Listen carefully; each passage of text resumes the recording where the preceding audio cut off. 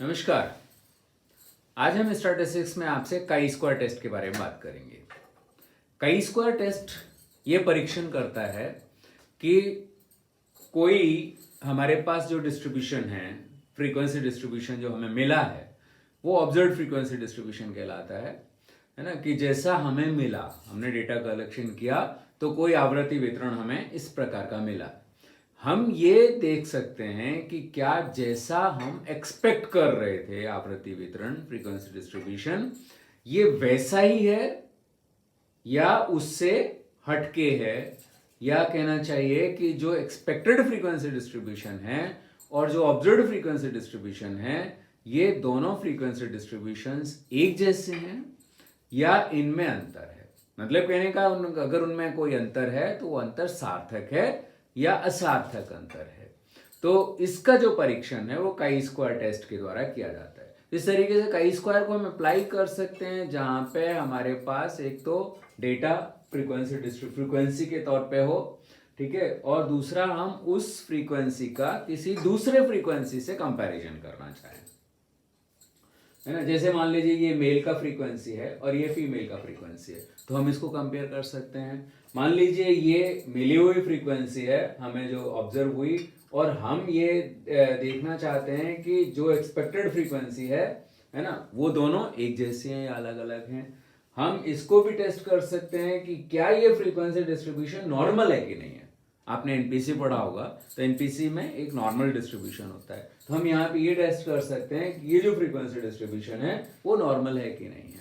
तो normality test में भी इसका इस्तेमाल किया जाता है कि अगर हम ये देखना चाहें, हम टेस्ट करते हैं ना कि नॉर्मल एक अजम्पशन होता है जब हम पैरामीट्रिक स्टैटिस्टिक्स लगाते हैं, तो डिस्ट्रीब्यूशन नॉर्मल होना चाहिए। तो डिस्ट्रीब्यूशन नॉर्मल है या नहीं है, इसका परीक्षण काई स्क्वायर के द्वारा किया जा सकता है कि नॉर्मल फ्रीक्वेंसी डिस्ट्रीब्यूशन ये होना चाहिए, तो एक्सपेक्टेड फ्रीक्वेंसी डिस्ट्रीब्यूशन हो गया, और जो वास्तव में हमें फ्रीक्वेंसी डिस्ट्रीब्यूशन मिला है तो ये है। अगर दोनों में जो अंतर है वो सार्थक नहीं है, तो हम कह सकते हैं कि जो डिस्ट्रीब्यूशन है वो नॉर्मल फ्रीक्वेंसी डिस्ट्रीब्यूशन है। तो नॉर्मलिटी टेस्ट में भी इसका इस्तेमाल किया जा सकता है। तो यही देखिए यहाँ पे इसकी जो मीनिंग लिखा है वो है chi square compares an observed frequency distribution. Observed frequency distribution data collection में जो हमें मिला, विद एन एक्सपेक्टेड और हाइपोथेटिकल फ्रीक्वेंसी डिस्ट्रीब्यूशन, कि जैसा हम एक्सपेक्ट कर रहे थे कि वो नॉर्मल होना चाहिए या इक्वल होना चाहिए, है ना, वो हम एक्सपेक्ट कर रहे थे, उसमें उनको कंपेयर करता है और ये टेस्ट करता है whether the observed and expected frequency distributions are significantly different और नॉट। कि क्या जो ऑब्जर्व्ड और एक्सपेक्टेड फ्रीक्वेंसी डिस्ट्रीब्यूशंस हैं वो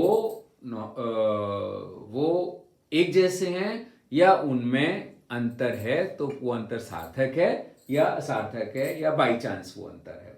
तो यहाँ पे जो हाइपोथेसिस बनती है, ठीक है, वो हाइपोथेसिस तीन तरीके के हाइपोथेटिकल फ्रीक्वेंसी डिस्ट्रीब्यूशंस हो सकते हैं, ठीक है। एक हाइपोथेटिकल फ्रीक्वेंसी डिस्ट्रीब्यूशन हो सकता है इक्वल डिस्ट्रीब्यूशन का।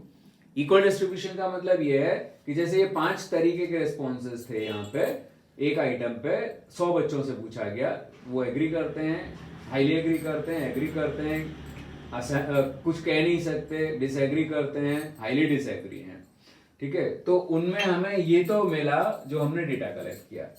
हम ये मान के चल रहे थे कि इस आइटम पे मान लीजिए बच्चों की कोई खास राय नहीं है ना, कोई स्पेसिफिक ओपिनियन नहीं रखते हैं, तो फिर इसमें सब में बराबर बराबर वितरण मिलना चाहिए था। तो बराबर का हमने 20-20-20 5 कैटेगरी में बांट करके 100 को 5 हिस्सों में बराबर बांट दिया। तो ये कहलाता है equal distribution, hypothesis of equal distribution. एक काई स्क्वायर से हाइपोथेसिस नॉर्मल डिस्ट्रीब्यूशन की टेस्ट हो सकती है कि एनपीसी के अनुरूप है, ये जो वितरण है ये एनपीसी के अनुरूप है कि इसका अगर कर्व बनाया जाए तो नॉर्मल प्रोबेबिलिटी कर्व के जैसा बनेगा, है ना, या ये फ्रीक्वेंसी डिस्ट्रीब्यूशन नॉर्मली डिस्ट्रीब्यूटेड है कि नहीं है, तो हम इसको टेस्ट कर सकते हैं। तीसरा hypothesis of independent distribution. Independent distribution का मतलब होता है कि हम दो इंडिपेंडेंट ग्रुप्स का जो फ्रीक्वेंसी डिस्ट्रीब्यूशन है उसको कंपेयर कर सकते हैं। जैसे मान लीजिए ये फ्रीक्वेंसी हमें मिली मेल की और ये फ्रीक्वेंसी मिली फीमेल की, तो हम ये देख सकते हैं कि क्या मेल और फीमेल के ओपिनियन में कोई सार्थक अंतर है या नहीं है, हम इसको काई स्क्वायर के माध्यम से टेस्ट कर सकते हैं। तो independent hypothesis of independent distribution कहलाती है। इसको निकालने का तरीका क्या होता है, ये फॉर्मूला होता है काई स्क्वायर बराबर समीशन एफओ माइनस एफ का square whole square upon F E. FO यहाँ पे होता है फ्रीक्वेंसी ऑब्जर्व्ड फ्रीक्वेंसी, और एफ ई माने होता है एक्सपेक्टेड फ्रीक्वेंसी है। ठीक है, इन दोनों का अंतर और इस एक्सपेक्टेड फ्रीक्वेंसी से भाग दे दीजिए तो हम काई स्क्वायर कैलकुलेट कर सकते हैं। ठीक है, और इन सबका जो समीशन है ना, वो काई स्क्वायर की वैल्यू कहलाती है ना। तो यहाँ पे एक चीज और है, डिग्री ऑफ फ्रीडम कैसे निकालते हैं। काई स्क्वायर की जो वैल्यू आती है उसको हमें काई स्क्वायर टेबल में चेक करना होता है। तो जैसे हम टी की वैल्यू चेक करते हैं, एफ की वैल्यू चेक करते हैं, इसी तरीके से काई स्क्वायर की वैल्यू को चेक करते हैं कि टेबल वैल्यू के बराबर या उससे अधिक है तो अंतर सार्थक है, और अगर उससे कम है तो अंतर असार्थक कहलाता है। Expected and observed frequency distribution में जो अंतर है वो सार्थक है या असार्थक है, इसका निर्धारण किया जाता है काई स्क्वायर टेबल में देख करके सिग्निफिकेंस टेस्ट की जाती है। तो इसमें हमें डिग्री ऑफ फ्रीडम देखनी पड़ती है। डिग्री ऑफ फ्रीडम पर हम टेस्ट करते हैं कि अंतर सार्थक है या असार्थक है।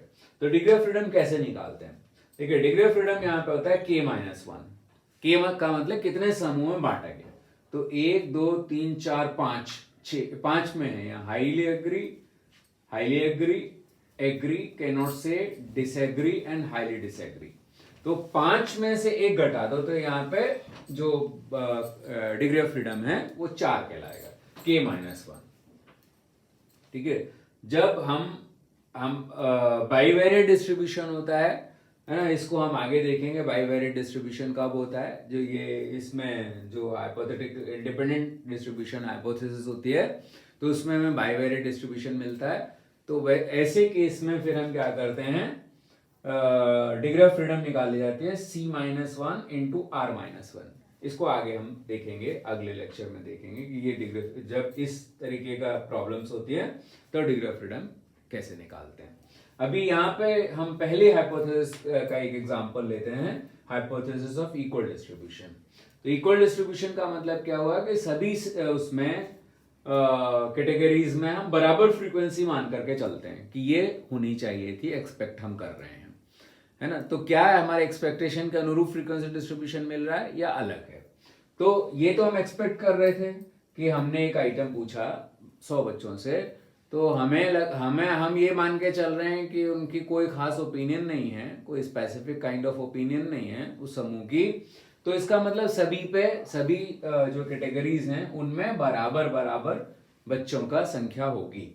तो यहाँ पे हमने मान लिया कि 100 लोग इन 5 कैटेगरीज में 20 बराबर बटे हुए हैं, तो ये इक्वल डिस्ट्रीब्यूशन हो गया। हमें ये फ्रीक्वेंसी डिस्ट्रीब्यूशन मिला जब हमने 100 लोगों से पूछा, तो 10 लोगों ने एग्री किया, 10 लोगों ने हाईली एग्री किया, 15 ने एग्री किया, है ना, 30 ने कैन नॉट से कहा, 30 ने डिसएग्री कहा और 15 ने हाईली डिसएग्री कहा। तो अब ये ऑब्जर्व्ड फ्रीक्वेंसी डिस्ट्रीब्यूशन हो गया, ये एक्सपेक्टेड फ्रीक्वेंसी डिस्ट्रीब्यूशन हो गया। काई स्क्वायर कैलकुलेट कैसे करते हैं, एफओ माइनस एफई का स्क्वायर।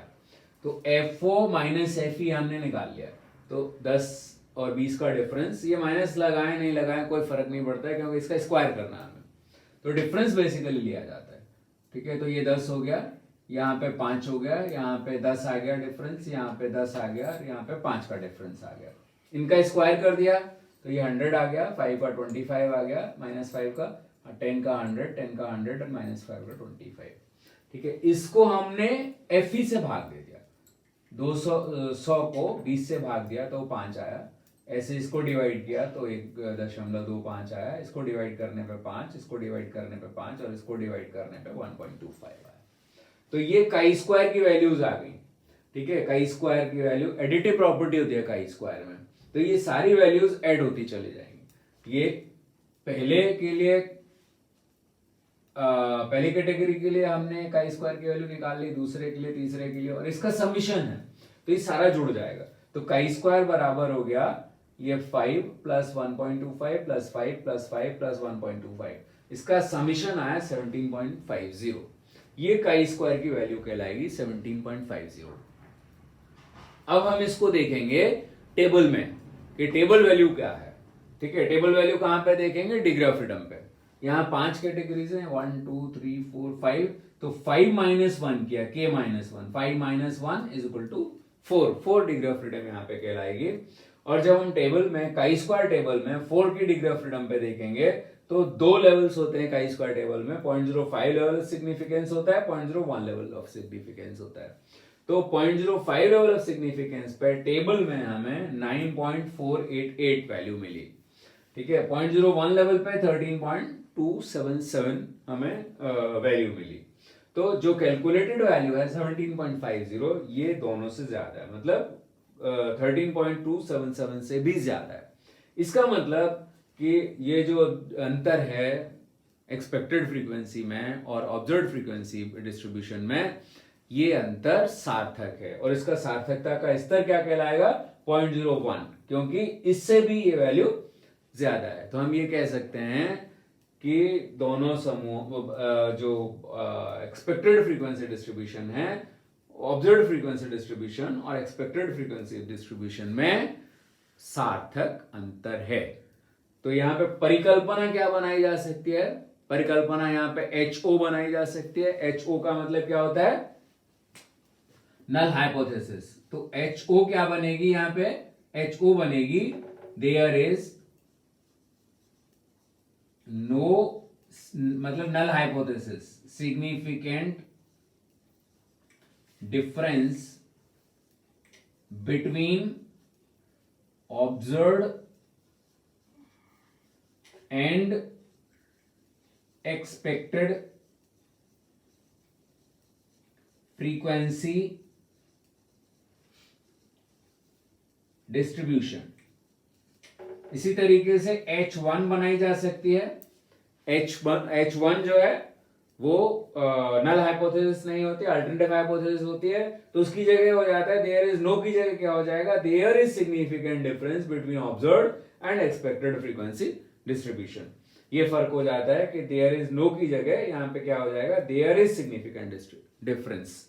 तो हम अल्टरनेटिव हाइपोथेसिस भी बना सकते हैं, लेकिन रिजेक्शन और सिलेक्शन का एरिया बदल जाता है। जब हम अल्टरनेटिव हाइपोथेसिस बनाएंगे तो हम कहेंगे कि हमारी हाइपोथेसिस सेलेक्ट हुई, है ना, क्योंकि अंतर सार्थक है। वैसे वर्षा जब हम नल हाइपोथेसिस बनाएंगे तो हम कहेंगे हमारी नल हाइपोथेसिस अंतर सार्थक नहीं होता है, लेकिन अंतर सार्थक मिला, तो नल हाइपोथेसिस हमारी रिजेक्ट हो जाएगी। तो इस प्रकार से हम काई स्क्वायर में, ये पहला तरीका है, पहली हाइपोथेसिस है इक्वल डिस्ट्रीब्यूशन की, उसको इस तरीके से टेस्ट कर सकते हैं। ठीक है, अगले लेक्चर में हम आपसे बात करेंगे कि अगर हाइपोथेसिस नॉर्मल डिस्ट्रीब्यूशन अगर टेस्ट करनी हो तो हम उसको कैसे टेस्ट करेंगे। इसी तरीके से hypothesis of independent distribution test करना हो तो हम उसको कैसे करेंगे, इस पर बात हम आपसे अगले लेक्चर में करेंगे। Thank you very much.